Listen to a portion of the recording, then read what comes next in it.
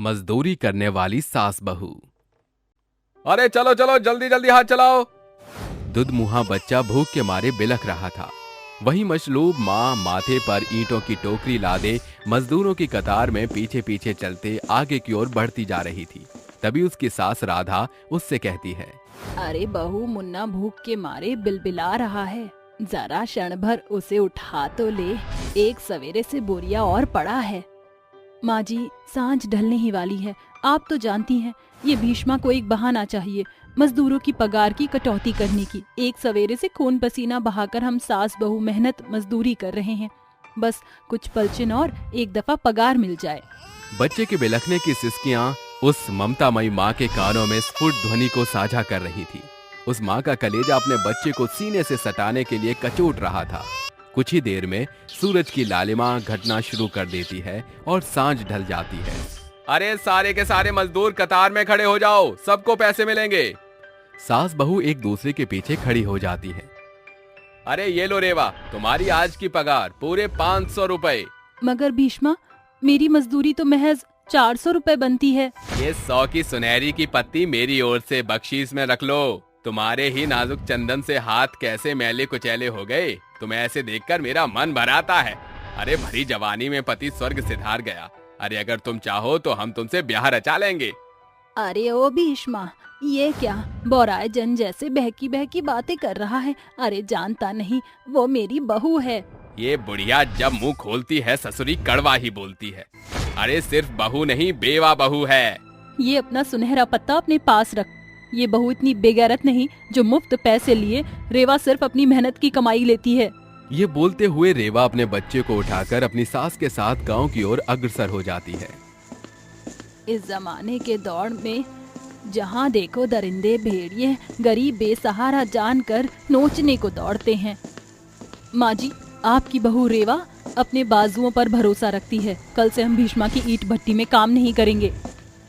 मगर बहू, मेहनत मजदूरी करके ही तो हम गरीब सास बहू 2 वक्त की रोटी जुटाती हैं। ऐसे में ये काम छोड़कर हम पैरों पर कुल्हाड़ी मारेंगे। माँ जी, मेहनत मजदूरी के साथ इज्जत भी जरूरी है। समाज में हर तबका एक सा नहीं। रेवा की सूझबूझ भरी बातें राधा को अंदर तक समा जाती हैं। अगली सवेर दोनों सास बहू भूखे प्यासे काम की तलाश में निकल पड़ती हैं। बहू, सवेर सांझ की बेला में बदल गई, मगर अभी तक कहीं भी काम की बात नहीं बनी। धीरज धरिए माँ जी, ईश्वर इतना निर्दयी नहीं हो सकता। चलते चलते सास बहू एक कोयले की खदान में आ रुकती हैं, जहाँ कोई कंधे पर कोयले की भारी भरकम बोरियां तो कोई माथे पर उन बोरियों को लादे चरण नामक एक शख्स के निर्देशानुसार कतार में बढ़े चले जा रहा था। अरे चलो चलो जल्दी जल्दी चलो, जल्दी जल्दी जल्दी जल्दी पाँव बढ़ाओ। अरे खदान को खाली करो, जो जितनी बोरियां ढोएगा उसे उतना दाम मिलेगा। चलो जल्दी चलो जल्दी। दोनों सास बहू चरण के सामने हाथ जोड़कर खड़ी हो जाती हैं और हिचकते हुए कहती हैं, सेठ जी, हम सास बहू को भी कोई काम दे दीजिए, आपकी बड़ी मेहरबानी होगी। अरे तुम दोनों के कंठ के कंकाल से तो सही तौर से आवाज नहीं निकल रही। उठा पाओगी इन कोयले की भारी भरकम बोरियों को? अरे जाओ, ये करना तुम सास बहू के बस की बात नहीं है। पेट की आग बुझाने के लिए इंसान सब कुछ कर जाता है, फिर ये तो महज कोयले की बोरियां हैं। रेवा अपने बच्चे को सीने से सटाकर उसे बांध लेती है और माथे पर कोयले की बोरियां लादकर मर्दों के पीछे चलते हुए खदान से कारखाने की ओर बढ़ती जाती है। बहू, हमको जल्दी जल्दी हाथ पांव चलाना होगा, तभी जाकर 2 पैसे बन सकेंगे। दोनों सास बहू सभी मजदूरों के जाने के बावजूद भी देर रात बोरियां ढोती हैं, जिसे देख चरण अपने हाथों में बंधी घड़ी में समय देखकर कहता है, अरे घड़ी की सुई 10 पर 10 तक दे चुकी है, अपनी मजदूरी का मेहनताना ले लो। चरण दोनों सास बहू को पैसे देकर कहता है, रेवा, तुमने 30 बोरियां ढोई हैं, इसलिए तुम्हारे 300 और राधा तुम्हारी 20 बोरियों के 500। आपकी बड़ी मेहरबानी सेठ जी। अरे इसमें मेहरबानी की क्या बात है, ये पैसे तुम सास बहू के मेहनत की मजदूरी है, हक है तुम्हारा। तुम दोनों का हौसला देखकर मैं हैरत अंगेज हूँ। इतने अल्प समय में इतनी बोरियां तो मेरे किसी भी मुस्तंडे ने नहीं ढोई होंगी। तुम दोनों सास बहू के दमदार हौसले की दाद देनी पड़ेगी भाई। दोनों सास बहू मिले हुए पैसे को लेकर घर लौट आती हैं और घर खर्च की लेकर आपस में सलाह मशवरा करके कहती हैं, बहू, मैं अपने पैसे से बनिया का बकाया चुका देती हूँ और तू राशन मोल ले लेना। माँ जी, आपके कंधे तो लाल पड़ गए हैं इस बढ़ते बुढ़ापे में। जहाँ आपको आराम करना था वहाँ आप मजदूरी कर रही हैं। बहू, हम गरीब लाचार लोगों की यही कहानी है। जिस दिन मेहनत मजदूरी करते हैं उस दिन खाते हैं, और जिस रोज बेरोजगार उस रोज बस पानी से ही पेट भरना पड़ता है। इसी तरह समय गुजरता जाता है। सास बहू निस दिन मेहनत मजदूरी करके अपना पेट पालती थी। वो चंद पैसे के लिए कभी ईंट की भट्टियों में धधकती तपिश को सहन करती, तो कभी कोयले की खदानों में बहुतायत भारी भरकम बोरियों का ढोया करती। समय गुजरता है और बारिश का महीना दस्तक देता है। सासू माँ, आप दरवाजे पर क्यों खड़ी हैं? किसे निहार रही हैं? बस बहू, बारिश के छूटने की बाट जोह रही हूँ। मगर ये बरसात तो बैरन बनी बैठी है। हर साल ये बरसात हम गरीबों को बेरोजगार बना कर रख देती है। माँ जी, प्रकृति के आगे इंसानी बस कहाँ चलता है भला। उस दिन से लगातार 3 रोज तक बरसात की बूंदाबांदी बंद होने का नाम नहीं लेती। ऐसे में सास बहू प्रचंड बेरोजगारी से जीतने लगती हैं। बावजूद इसके भी दोनों सास बहू एक दूसरे को हियाब देती हैं। माँ जी, राशन की सभी डिब्बे टटोल कर देख लिए, बनाने को एक दाना नहीं बचा। ऊपर से चूल्हा भी बरसात की बूंदों से सराबोर हो चुका है। बहू, आज पानी पीकर ही काम चलाना पड़ेगा। बरसात के चलते दोनों सास बहू को कई रोज तक पानी से पेट भरना पड़ा। ऐसे में दूध मुहे बच्चा भूख से बिलखने लगता है। चुप हो जा मुन्ना। अरे बहू, कई रोज से तेरे पेट में पानी के सिवा कुछ नहीं पड़ा। इस कारण उस बेचारे को दूध नहीं मिल रहा। राधा सीधे सरपंच के पास आकर कहती है, सरपंच जी, कुछ पैसे उधार दे दीजिए। मेरी बहू कई रोज से भूखी है। दूध न मिलने से उसका बच्चा भूख से बिलबिला रहा है। अरे मनीराम, फोकट में पैसे नहीं देता। काम दो, दाम लो। मेरे खेत में फसल की बुआई बाकी है। बीज की बुआई करो और ले लो 500 का पत्ता। राधा फेंटा बांधकर बारिश से भरे खेत में घुसकर बीज की बुआई करती है। इस बीच कई झोंक उसके पांव लहूलुहान कर देते हैं, मगर बहू और बच्चे के आगे बूढ़ी राधा को अपने जख्म छोटे जान पड़ते हैं। बुआई से मिले पैसे से वो सामान लेकर घर आती है। कई रोज के बाद मजदूर सास बहू के घर चूल्हा जलता है। ये क्या माँ जी, आपने हमारा पेट भरने के लिए ये जोखिम उठाया? बहू, इस जोखिम की बिसार दे, चल खाना खाते हैं। बड़ी जोर की भूख लगी है। तकरीबन 2 दिन बाद आसमान से बरसात की बदरा की छटा जाती है। बेरोजगार हुई सास बहू एक बार फिर मेहनत मजदूरी करने पर उतारू हो जाती हैं।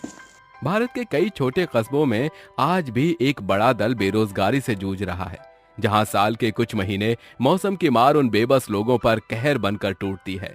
जहां एक और समाज का एक बड़ा तबका शान और शौकत में जीवन यापन करता है, तो वहीं गांव के कई घरों में राधा और रेवा जैसी कई मसलूब माँ और बूढ़ी औरतें मेहनत मजदूरी करके अपना पेट पालने पर आश्रित हैं। सास बहू की गुल्लक बचत। अरे बहू, जरा जल्दी से 2 गिलास पानी ले आना। माधवी घूंघट ताने अपनी बेटी बबली के साथ पानी का ग्लास पकड़े बाहर आती है। ये लीजिए बाबूजी पानी। ये लीजिए पिताजी, पानी पीजिए। शुक्रिया मेरी बच्ची। ये लो माधवी, ये घर खर्च के पैसे माँ को दे देना। अरे पारितोष, 500 रुपए देने की क्या जरूरत है? दाना पानी चलाने के लिए 200 रुपए बहुत हैं। क्यों जी, क्या हो जाएगा जो पारितोष पूरे 500 रुपए दे देगा तो? अरे तुम सास बहू इन 500 में से 1 पैसे की भी बचत नहीं कर सकोगी। उन्हें साज श्रृंगार की खरीदारी की ऐसी खुमारी चढ़ती है कि सारे पैसे लाली पाउडर में फूंक आती हैं। वो कहावत तो आप सबने सुनी होगी, थोथा चना बाजे घना। कुछ ऐसा ही हाल था प्रवीण और पारितोष का। प्रवीण दोनों सास बहू को पैसे की बचत के ऊपर बड़ा बखान बयान करता। ये कहानी है बलिहार गांव में रहने वाले एक संयुक्त परिवार की। परिवार के मुखिया थे प्रवीण, जिसकी पत्नी थी सुरेखा। पारितोष और माधवी भी बतौर दंपत्ति परिवार में शुमार थी। 12 वर्षीय बबली उनकी बेटी थी। दोनों बाप बेटे चाय की स्टॉल चलाया करते थे। ये लो माँ, कल का घर खर्च 200 रुपए। फिर वही 200 रुपए। अरे बेटा, कभी तो घर खर्च में 10-20 रुपए बढ़ा कर दिया करो। अब महंगाई के इस दौर में 200 रुपए में 2 वक्त का खाना जुटना भी भारी पड़ता है। मगर हम सास बहू, उसमें भी तुम बाप बेटों को भरसक दोपहर का भोजन भी खिलाते हैं। माँ, पिताजी ने साफ तौर से मना किया है कि घर खर्च से एक भी पैसे ज्यादा नहीं देना। पर पारितोष, हम सास बहू कोई बेफिजूल खर्च तो करेंगी नहीं, बल्कि भरसक इन पैसों को बचत करेंगी।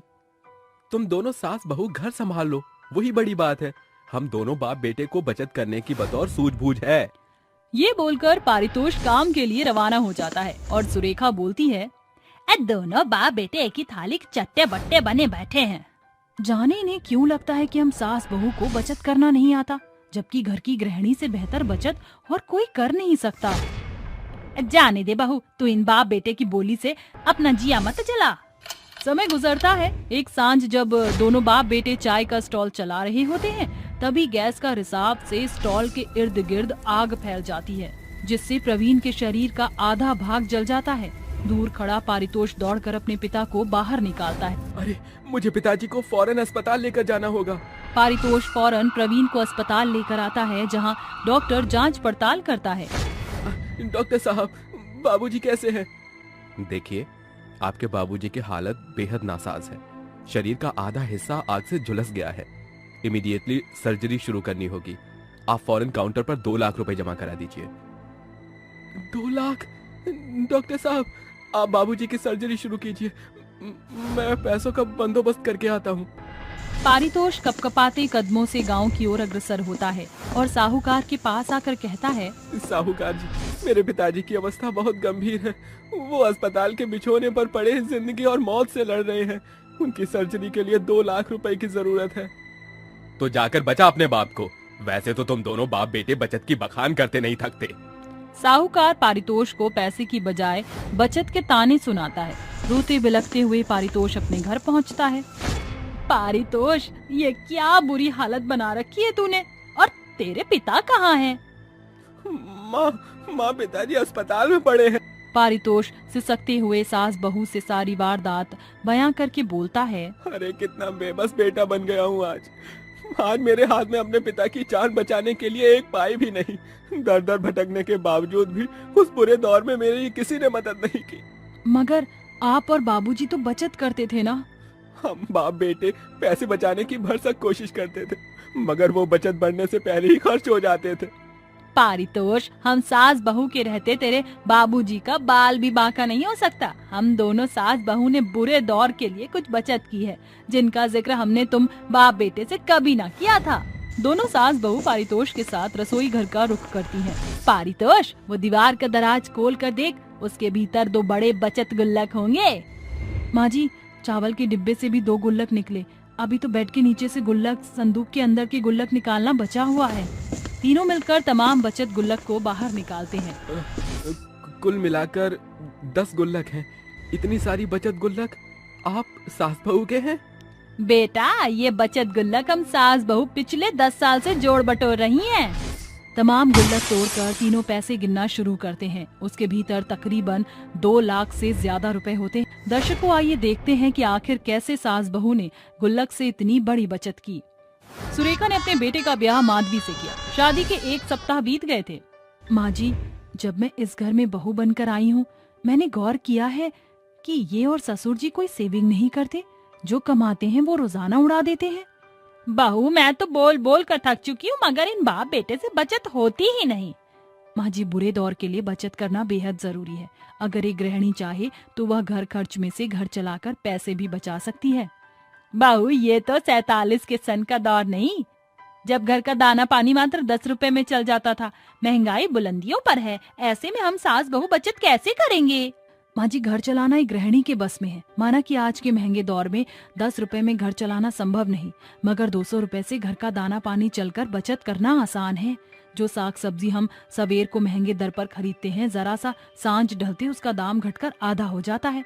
राशन, फल, सब्जियां से छोटी छोटी बचत करके कल आने वाले बुरे दौर में बड़ा जोड़ बन सकती हैं। ठीक है, अब हम सास बहू बचत करेंगे। हर एक दिन मिलने वाले घरेलू खर्च से सास बहू बचत करना शुरू करती हैं। प्रत्येक वर्ष वह बचत से 1 गुल्लक भरपूर करती। इसी बीच माधवी एक बेटी को जन्म देती है। अब 5 साल का पड़ाव पार हो चुका था। माँ, बाबूजी मुझे कब स्कूल में दाखिला दिलाएंगे? बबली, तुम जाकर बाहर खेलो, मुझे तुम्हारे बाबूजी से बात करनी है। बबली के बाहर जाते ही माधवी बोलती है, सुनो जी, बबली बड़ी हो रही है, उसको स्कूल में दाखिला दिलाना होगा। अरे करा दूंगा दाखिला, उम्र थोड़ी बीती जा रही है। पारितोष बातों से बचकर निकल कर चल देता है। देखा माँ जी, वैसे तो ये और बाबूजी बचत की बड़ी बड़ी डींगे हाँकते नहीं थकते, मगर बेटी के दाखिले के लिए पास में एक पाई नहीं। बहू, कतनी और करनी में जमीन आसमान का अंतर होता है। हमने जो बचत की उसी से बबली को दाखिला दिला देते हैं। गुजरते समय के साथ दोनों सास बहू की गुल्लक बचत बढ़ती गई। देखते ही देखते 10 साल का पड़ाव पार हो गया। इस तरह हर एक साल हम सास बहू के बचत से एक बड़े गुल्लक भरते और भरते गए। क्या मालूम था कि हम सास बहू ये बचत तेरे बाबूजी को बचाने के लिए जोड़ बटोर रहे हैं। तीनों अस्पताल में जैसे पैसे जमा करते, फौरन सर्जरी शुरू होती है। कुछ देर बाद बधाई हो, सर्जरी सक्सेसफुल रही, आप उनसे मिल सकते हैं। तीनों एक साथ प्रवीण के पास आते हैं।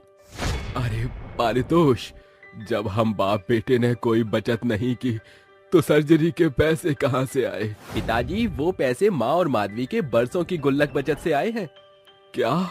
मेरी सासे तुम दोनों सास बहू की देन है। अगर तुम गुल्लक बचत न करती तो आज मैं सांसें न ले रहा होता, बल्कि शव बन चुका होता। पुरनियों ने 100% सच कहा है, घर की गृहिणी से बड़ी बचत और कोई नहीं कर सकता।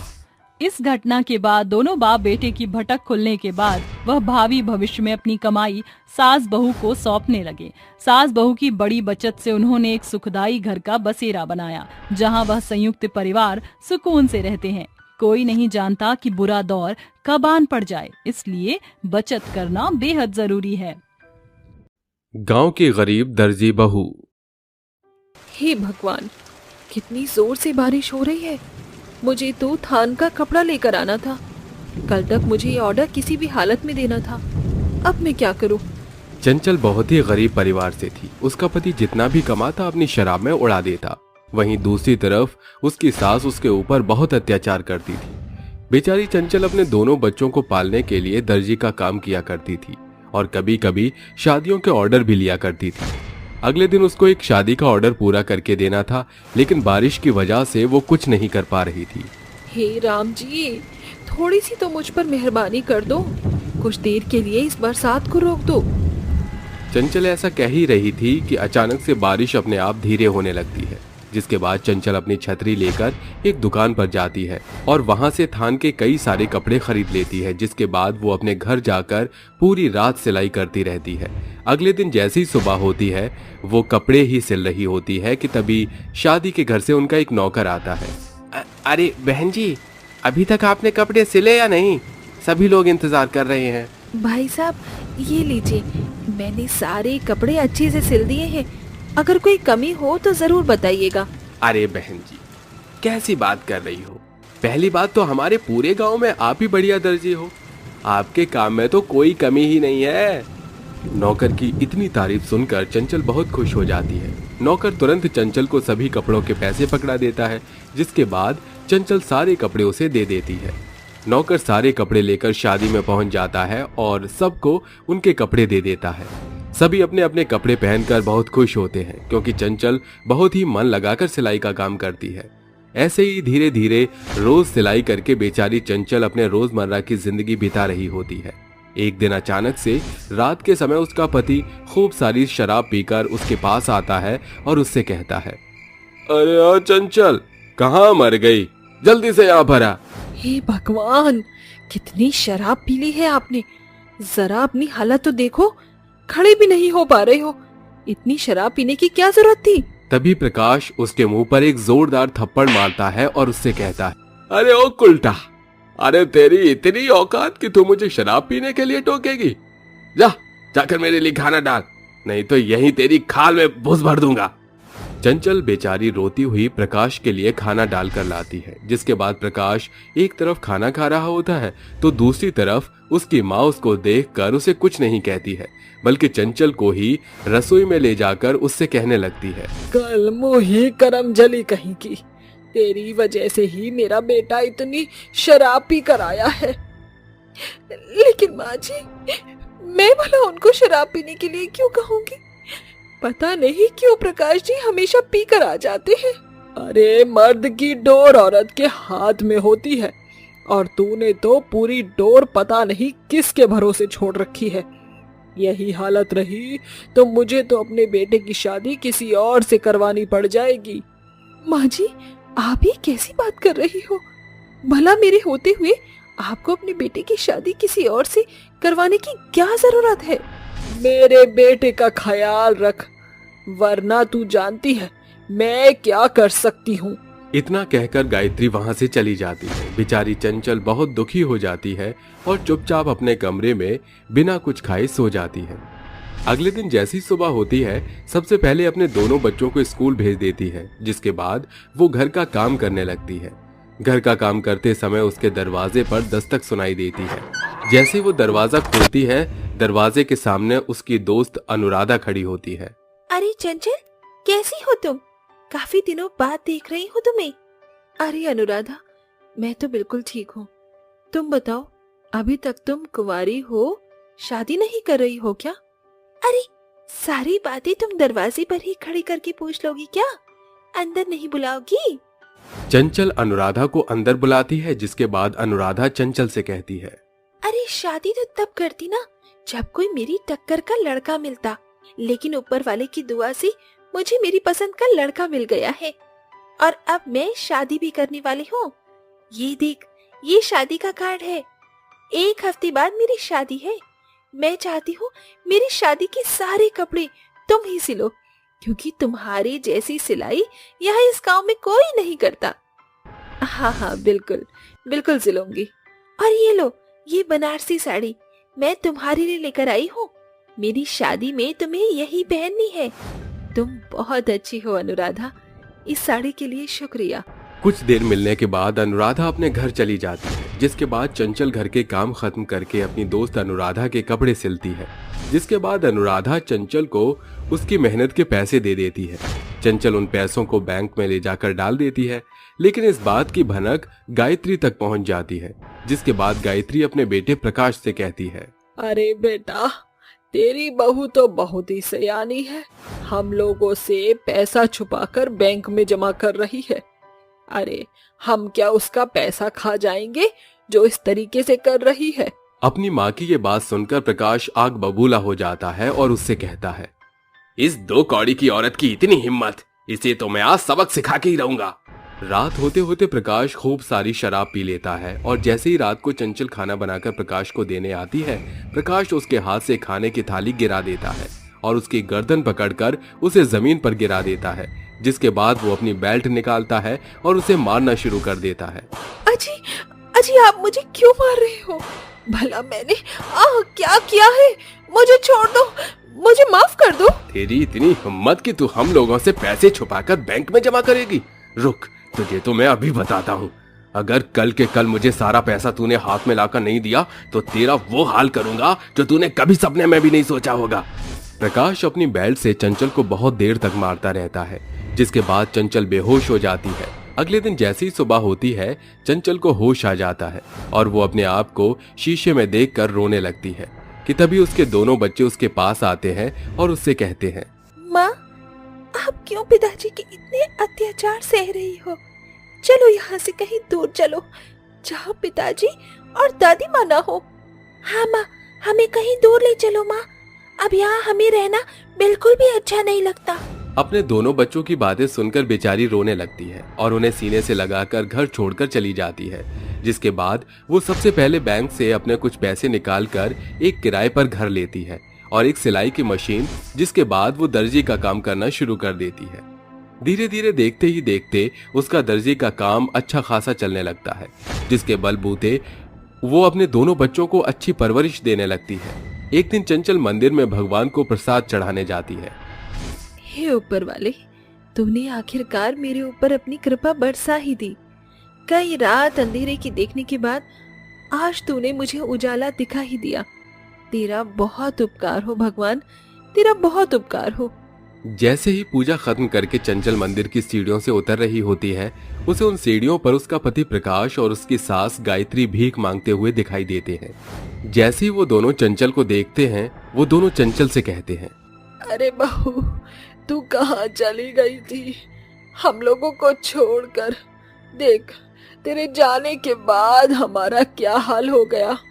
अरे हमें माफ कर दे, हमसे बहुत बड़ी भूल हो गई। चंचल, मैंने तुम्हारे ऊपर बहुत अत्याचार किए, लेकिन तुमने कभी मेरा साथ नहीं छोड़ा। आज मुझे अपनी गलती का पछतावा हो रहा है। मैं तुम्हारे आगे हाथ जोड़ता हूँ, वापस घर आ जाओ। उन दोनों की हालत देखकर चंचल उनसे कहती है, जो इंसान तब मेरे नहीं हुए जब मुझे उनकी जरूरत थी, तो अब मेरे क्या होंगे। तुम दोनों केवल मतलबी हो। तुम्हें तुम्हारी गलती का कोई पछतावा नहीं है। आज तुम्हें मेरी जरूरत है, इसलिए तुम मुझे पूछ रहे हो, वरना मैं कहाँ मर रही हूँ, कहाँ जा रही हूँ, तुम दोनों ने कोई खबर भी नहीं ली अब तक। अब मैं अपनी जिंदगी में अपने दोनों बच्चों के साथ बहुत खुश हूँ, इसीलिए मेरा पीछा करना छोड़ दो। इतना कहकर चंचल वहां से चली जाती है, जिसके बाद वो अपना जीवन खुशी खुशी बिताने लगती है। और वहीं दूसरी तरफ प्रकाश और गायत्री को अपनी गलती की सजा मिल जाती है। सूसू करने वाली बहू। देर रात के 2 बज रहे थे। मालती आशना के बगल में सो रही थी। तभी गीलेपन के आभास से वो झट से उठकर अपनी बेटी आशना को जगाते हुए बोलती है, अरे ओ मुई, आज फिर तूने बिछौने पर सूसू की बौछार कर दी है। ऐसी भी क्या घनघोर गहरी नींद में सोई थी कि अलार्म की आवाज सुनकर भी सूसू करने नहीं उठी। माफ कर दो माँ, पता ही नहीं चला। बिछौने पर सूसू करने की आदत तो तेरी सालों साल से चली आ रही है। बचकानी से ही सयानी हो गई, मगर सूसू करने की आदत तो जैसे तेरी साथी बन गई है। 20 साल की आशना को बिस्तर पर सूसू करने की बुरी लत थी, जिसका मुख्यतः कारण उसका अत्यधिक तनाव था। एक सवेरे की बात है। माँ, खौफ के मारे मेरा दिल बैठा जा रहा है। आप ही सोचिए कितने एम्बेरस्ड होगी आपकी बेटी जब रिश्ते वाले को पता चलेगा कि जिसे वो बहू बनाना चाहते हैं वो बिस्तर पर सूसू करती है। आशना, ये बचकानी बुद्धि का बोलबाला जीवन भर नहीं चल सकता। बेटी जात को ज्यादा दिन घर पर बैठा कर रखेंगे तो जमाना बात का पतंगड़ बनाएगा, और फिर ससुराल जाने और बहू बनने के बाद ये सूसू की बीमारी खुद दूर भाग जाएगी। थोड़ी ही देर में सुधा अपने बेटे प्रभास के संग वहां पधारती है। आइए बहन जी, विराजिए। बिटिया, मेहमानों का स्वागत सत्कार करो। जी माँ जी। मेहमान नवाजी तो बहुत हो गई बहन जी। आशना मुझे और मेरे बेटे दोनों को पसंद है। मेरी मानिए तो इसी महीने का मुहूर्त निकलवाइए। ठीक है समधन जी, जैसा आपको सही सूझे। महीने भर के भीतर ही आशना की शादी प्रभास से हो जाती है और विदाई की बेला पर मालती कहती है, आशना बेटा, तू ऐसे खौफ खाएगी तो तेरी शातिर सास को शक हो जाएगा। मैंने तेरी श्रृंगारदानी में तेरी दवाइयाँ रख दी हैं। तू बस रात के पहर कोई भी पेय पदार्थ पी कर मत सोना। और हाँ, 12 और 3 बजे के अंतराल में अलार्म लगाकर उठकर सूसू करके सो जाना। समधन जी, अगर माँ बेटी के बीच का बोल बच्चन हो गया हो तो बहुरानी की विदाई कीजिए। बाराती भी बोर हो गए हैं। बस हो गया समधन जी, बेटी को ससुराल की सीख दे रही थी। मालती अपनी बेटी की विदाई कर देती है और यहाँ से शुरू होता है आशना के ससुराल का सफर। शादी के सप्ताह भर तो सब कुछ बेहतर चलता है। आशना प्रत्येक रात को दोपहर उठकर बाथरूम जाती। हमेशा की तरह आज भी उसने रात 3 बजे का अलार्म सेट किया था, लेकिन बदकिस्मती से नींद से मादी आशना के हाथों अलार्म घड़ी टेबल से गिरकर टूट जाती है। तभी 3 बजते आशना बिस्तर पर सूसू कर देती है। अरे, ये अचानक बरसात की फुहार कैसे बरस रही है? मैं तो अपने बिस्तर पर सोया था। उसी पल चिन प्रभास की आंख खुल जाती है और वो आशना के इर्द गिर्द का बिछौना सराबोर देख समझ जाता है कि उसने बिस्तर पर सूसू कर दिया है। वो झटपट से उसे झकझोर कर जगाता है। आशना, आशना, उठो, ये क्या करामात की है तुमने? सारे बिस्तर को सूसू के सैलाब में बदल दिया। ये हैरत अंगेज हरकत तुम्हें शोभा देती है क्या? पति की फटकार सुनकर आशना सहम जाती है, साथ ही उसका सारा शरीर पसीने से सराबोर हो जाता है। प्रभास, पता नहीं ये कैसे हो गया। मैंने घड़ी में अलार्म भी लगाया था, मगर मेरे सूसू करने की खबर सासू माँ को मत देना, वरना मुझे बेहद शर्मसार होना पड़ेगा। आशना की आंखों में भरे आंसू और बोलचाल में बड़ी हिचक देखकर प्रभास उसे सांत्वना देते हुए समझाता है। आशना, शांत हो जाओ। मैंने अपनी सूझबूझ का सहारा लेकर तुम्हें कितनी खरी खोटी सुना दी। हम कल ही डॉक्टर से तुम्हारे बिस्तर पर सूसू करने की बीमारी पर सलाह मशविरा कर लेंगे। अगली सुबह प्रभास आशना को लेकर अस्पताल आता है, जहां डॉक्टर बोलता है, देखिए, जितने भी जांच पड़ताल हुए उससे ये साफ तौर से साझा हो चुका है कि आपकी बीवी को नॉक्टर्नल एर्नोसिस नामक बीमारी है, जिससे ग्रसित वयस्क अक्सर बिस्तर पर सूसू कर देते हैं, जिसका मुख्य कारण महिला वयस्क का अत्यधिक तनाव, असंतुलित खान-पान या साधारणतः संक्रमण है। ऐसे में पति होने के नाते आप इनका प्रोत्साहन बनिए, तभी ये तनाव से बाहर निकल सकती हैं। साथ ही इन्हें मीठा, ठंडा, खट्टा फल इत्यादि से दूरी साधनी होगी। डॉक्टर की सलाह के साथ दोनों दंपत्ति घर लौट आते हैं। अब प्रत्येक सप्ताह प्रभास आशना को डॉक्टर के पास लाकर उसका उम्दा तौर से चेकअप कराता। एक सवेरे सुधा उन्हें टोकते हुए कहती है, मैं देख रही हूँ पिछले कुछ सप्ताहों से तुम दोनों मियाँ बीवी कहीं जाते हो। माँ, हम दोनों सिर्फ सैर के लिए बाहर जाते हैं, कोई खास बात नहीं। ये बोलकर प्रभास अपनी पत्नी को लेकर अस्पताल चला जाता है और सुधा भौहें ऊंची किए दांतों तले उंगली सफाती हुई कहती है, ये सैर सपाटा सप्ताह भर में सिर्फ एक दफा ही क्यों? इन दोनों दंपत्ति के बीच कोई तो खिचड़ी पक रही है। थोड़ी देर बाद रात का घनघोर अंधेरा घिर जाता है। दरवाजे पर खड़ी आशना को देखकर सुधा कहती है, बहू, प्रभास की बाढ़ होने का कोई फायदा नहीं। सांझ को ही उसने फोन पर खबर दी थी कि काम बढ़ने के कारण आज वो देर रात दफ्तर में ही रुकेगा, कल भोर को आएगा। इसीलिए आज हम सास बहू एक बिस्तर पर सोएंगे। ये सुनकर आशना के चेहरे पर चिंता की अनेकों रेखाएं उभर आती हैं। तभी सुधा कहती है, बहू, फ्रिज में मटका कुल्फी रखी होगी, देख मौका भी है और दस्तूर भी। क्यों ना आज हम दोनों सास बहू मिलकर कुल्फी का लुत्फ उठाएं। मगर माँ जी, अरे बहू, या अगर मगर की बातों को बिसार कर कुल्फी ला। अपनी सास सुधा की जिद के आगे बेचारी बहू का बस कहाँ चलना था। वो मन में कहती है, डॉक्टर साहब ने सख्त हिदायत दी थी कि रात में सोने से पहले मुझे कोई भी पेय पदार्थ नहीं लेना। इसके पश्चात सास बहू सोने आती हैं, मगर बिस्तर पर सूसू करने की डर से बेचारी बहू बुरी तरह भयातुर होती है। उसकी आंखों से नींद नामक चिड़िया फुर्र हो चुकी थी। देर रात बहू को जागते देख सुधा कहती है, अरे बहू, ये इतनी रात तक तू रात जगे क्यों कर रही है? अरे अब तक तो उल्लू और चमगादड़ की सेना भी सो चुकी होगी, तू भी सो जा। सास के स्वर शब्द सुनकर डरी सहमी बहू सोने का ढोंग करती है, मगर चंद पलों में वो सचमुच में नींद की गहराइयों में गोते लगाने लगती है और एक बार फिर आशना पूरे बिस्तर को सूसू से सराबोर कर देती है। अरे ये जेठ का महीना इतनी जल्दी सावन भादों में कैसे बदल गया?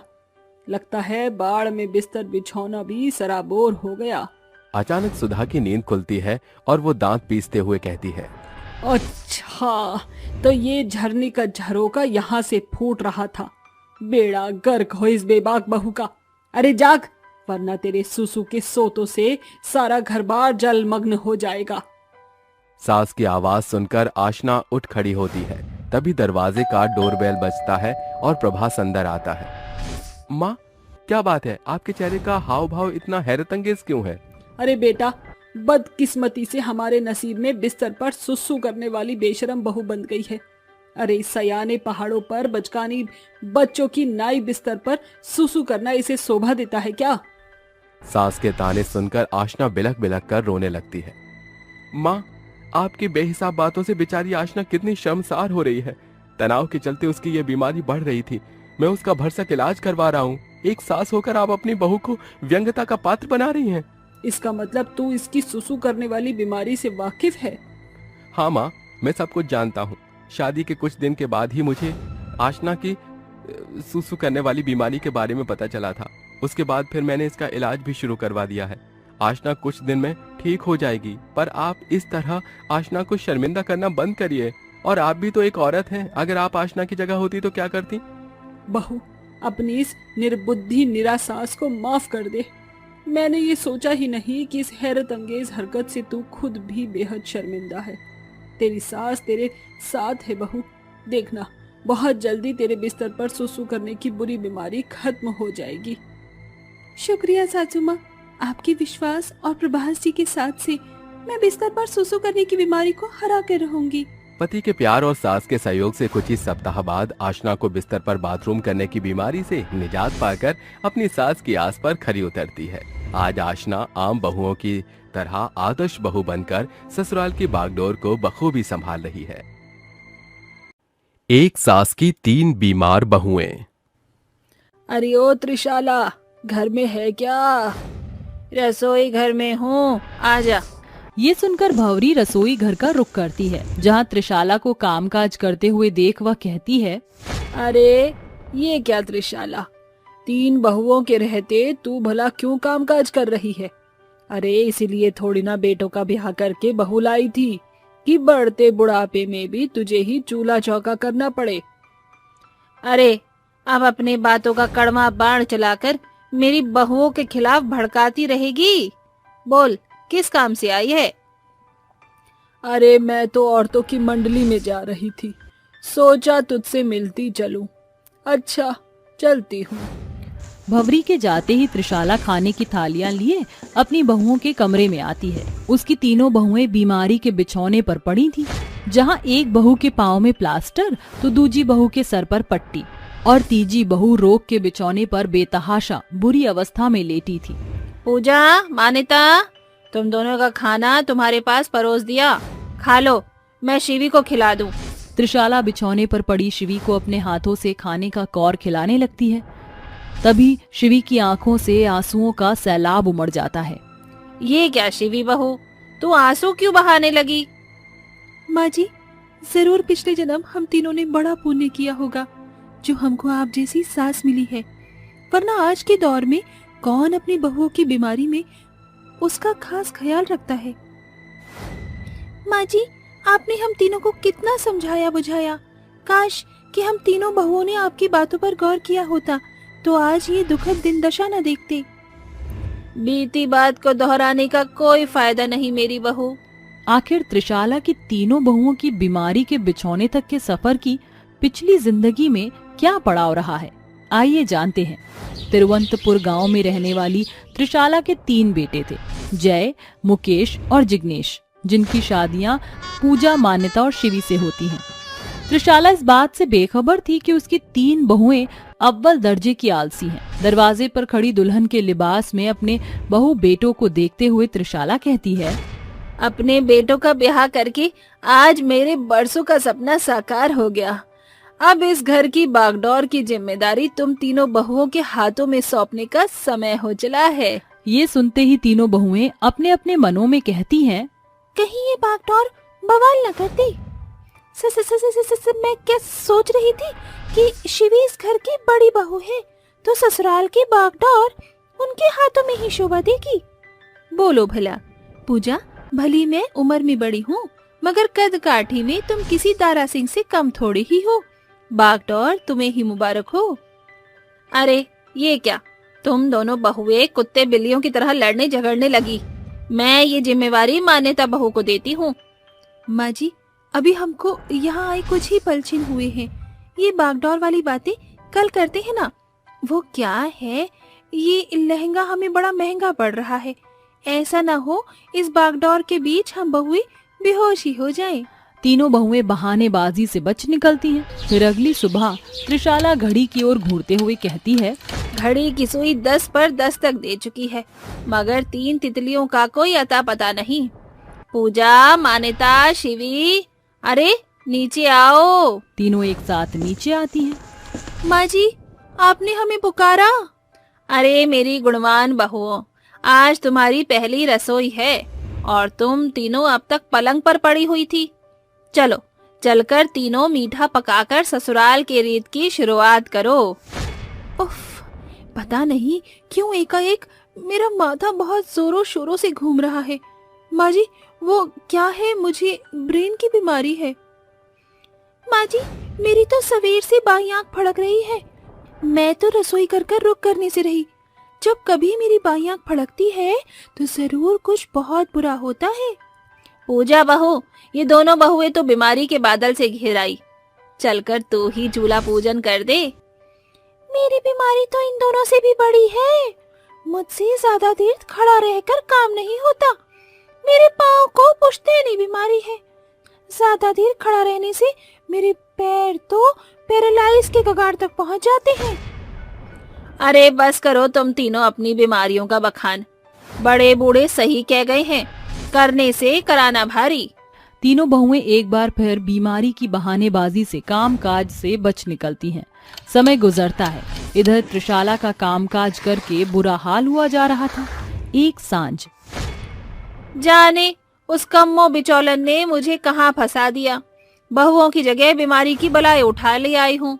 बढ़ते बुढ़ापे में भी मुझ बुढ़िया को ही कामकाज करना पड़ रहा है। एक सांझ त्रिशाला किसी कारणवश बाहर गई होती है। जैसे ही वह दरवाजे से अंदर दस्तक देती है तो उसकी बहुएं करछी बेलन लिए नाच गाती हुई पकड़ी जाती हैं। वाह, नहीं नहीं, क्या बात। मुझे तो पता ही नहीं था कि मेरी तीनों बीमार बहुएं मेरी पीठ पीछे इस कदर बिजूरी गिराती हैं। इसका मतलब तुम तीनों बीमारी की बहानेबाजी कर रही थी। माँ जी, बात कुछ इस कदर है कि हम बहुओं को बर्तन चौका करना पसंद नहीं। इसीलिए तुम तीनों ने बेबुनियाद बीमारी का बहाना किया। अरे संभल जाओ। माँ जी, हम आपकी बात मान जाएंगी, एक शर्त पर, जब आप हमें शॉपिंग कराएंगी। ये सुनकर त्रिशाला उन्हें शॉपिंग के पैसे दे देती है। तीनों बहुएं बेधड़क रास्ते से बाजार की ओर बढ़ रही होती हैं कि तीनों एक दुर्घटना में बुरे तौर से चोटिल होकर अस्पताल पहुंचती हैं। डॉक्टर साहब, मेरी तीनों बहुएं ठीक तो हैं? देखिए, बड़ी मुश्किलों के बाद आपकी तीनों बहुओं की जान तो बच गई है, मगर उनकी बड़ी बीमारी लंबे समय तक चलेगी। आपकी बहू पूजा के दोनों पांव पूरे तौर से पैरालाइज हो गए हैं। वहीं आपकी बहू मान्यता की ब्रेन में गहरी घाव आई है, जिसको भरने में महीनों लगेंगे, और शिवी की स्थिति तो बेहद नाजुक है। डॉक्टर साहब, मैं अपनी तीनों बहुओं को घर ले जाना चाहती हूँ। मैं इनका ख्याल रखूंगी। माताजी, इस बढ़ते बुढ़ापे में आप अपना ध्यान रख रही हैं, वही बड़ी बात है। एक साथ 3 बीमार बहुओं को कैसे संभालेंगी आप? डॉक्टर साहब, वो आप मुझ पर छोड़ दीजिए। त्रिशाला अपनी तीनों बहुओं को घर ले आती है और रात भर जाग कर उनकी देखरेख करती है। आधी रात शिवी बेहोशी से बाहर आती है। पानी, पानी, ये ले बहू, पानी पी। शिवी की सिसकियां सुनकर पूजा और मान्यता की आंखों से भी फुहार बरस पड़ती है। माँ जी, हम तीनों बहुओं के साथ क्या हो गया? बहू, हिम्मत की पंक्ति बांधो। तुम्हारी सास के रहते ये बीमारी भी तुम्हारा बाल बाका नहीं कर सकती। कभी नहीं सोचा था कि हम तीनों बहुएं जिस छोटी बीमारी का स्वांग रच रही थी, वो इस कदर सच होकर हमारे सामने आ जाएगी। बहू, अपनी जिम्मेदारियों से भागना हल नहीं। हर दिन एक पहर जुबान पर सरस्वती सवार रहती हैं। शायद इसीलिए ये होनी हुई है। त्रिशाला एक सवेरे की उठी अपनी तीनों बीमार बहुओं की रखरखाव में लगी रहती। वह पहले अपनी बीमार बहुओं को अपने हाथ से खाने का कौर खिलाती, फिर पूजा के पाँव में मालिश करती, मान्यता के सर के चोट की रखवाली करती। धीरे धीरे तीनों बहू बीमारी से बाहर निकलने लगी थी। आज डॉक्टर साहब तुम तीनों बहुओं की बीमारी का ब्यौरा बताने वाले हैं। मुझे उम्मीद है कि तुम तीनों बीमारी के बिस्तर से भली चंगी हो चुकी हो। तभी वहाँ डॉक्टर आकर तीनों की जांच पड़ताल करके कहते हैं, अरे मुबारक हो माताजी, आपकी मेहनत ने गहरी छाप छोड़ी है। आपकी तीनों बहुओं की बीमारी जड़ से खत्म हो चुकी है। माँ जी, हम तीनों बहुओं की बीमारी के खात्मे में दवाओं से ज्यादा आपकी दुआओं का असर है। माँ जी, अब हम तीनों बहुएं अपनी जिम्मेदारियों को बखूबी निभाएंगी। जुग जुग जियो मेरी बहुओं। ईश्वर तुम तीनों को आने वाले भावी भविष्य में हर एक बुरी बीमारी की बलाओं से बचाए। त्रिशाला की जी तोड़ मेहनत से उसकी तीनों बहुएं बीमारी के चपेट से बाहर आ जाती हैं और साथ ही उन्हें इस घटना से सदा के लिए सबक मिलता है और अंत में तीनों बहुएं एक साथ मिलकर ससुराल की बागडोर को बखूबी संभालने लगती हैं। इस कहानी से हमें ये समझ मिलती है, कभी किसी भी झूठ का स्वांग न रचाएं, क्योंकि अक्सर स्वांग को सच होते देर नहीं लगती। तेज आंधी तूफान के साथ धरती डावाडोल हो रही थी। सभी के चेहरे खौफ से पीले पड़े हुए हैं। तूफानी बवंडर के बीच एक तेज चमक आसमान में चकाचौंध हो रही थी। वो चमक एक सुनहरे गायघर की थी। गायघर के फाटक पर चुड़ैल खड़ी होकर चीखती चिल्लाती हुई समयपुरा गांव की सीमा में घुस आती है।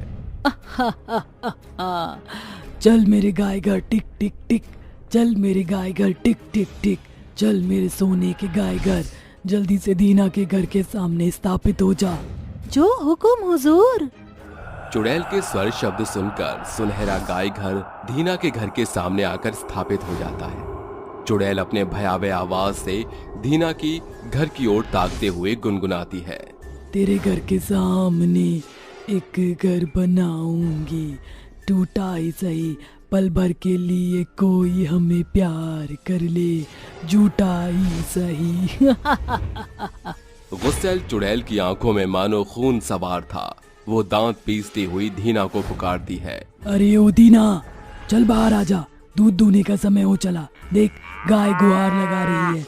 लगता है ये मुझ चुड़ैल के चंगुल में आसानी से नहीं फंसेगा, मगर बचकर जाएगा कहाँ? ये उबासी, मुझे सो जाना चाहिए। ऐसा कहकर चुड़ैल अपने सुनहरे गाय घर की सोने की सीढ़ियां चढ़कर अपने आलीशान घर में आराम फरमाने लगती है। तभी उसके कानों में किसी के कदमों की धमक सुनाई देती है। चुड़ैल जादुई सुनहरे गाय घर से बाहर निकलकर उस शख्स की गर्दन दबोच कर कहती है, आहा, अब तेरा क्या होगा दीना? अरे छोड़ दे चुड़ैल, छोड़ दे, मैं कहता हूँ मुझे छोड़ दे। अरे तेरे कान है कि कैमरा? अरे तुझे मेरे बाहर आने की आहट कैसे सुनाई दी? तेरे कदमों की धमक कैसे बोल सकती हूँ दीना? चोरों की चाल चलना तो तेरा पुराना पेशा है। देखा मेरा सुनहरा गाय घर, कातिल आज मेरी कैद में है। हुजूर, इसे ठीक वैसे ही मारना जैसे इसने हमें मारा था। मार दिया जाए या छोड़ दिया जाए, बोल तेरे साथ क्या सुलूक किया जाए? तुझे ऐसा तड़पता हुआ देखकर मेरे कलेजे को कितना सुकून मिल रहा है। अरे नहीं चुड़ैल, अरे मुझे माफ कर दो। याद है दीना, मैंने भी उस रात तुझसे ऐसे ही मिन्नतें मांगी थी। ये कहानी है समयपुरा गांव में रहने वाली सावित्री की। उसके पास एक गाय थी जिसका नाम गौरी था।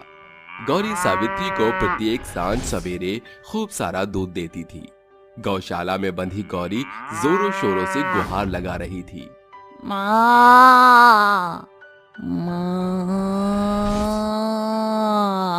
अरे गौरी, तेरा ही चारा बना रही हूँ, थोड़ा सा धीरज रख। इतनी भी क्या आतुरता है चारा चखने की?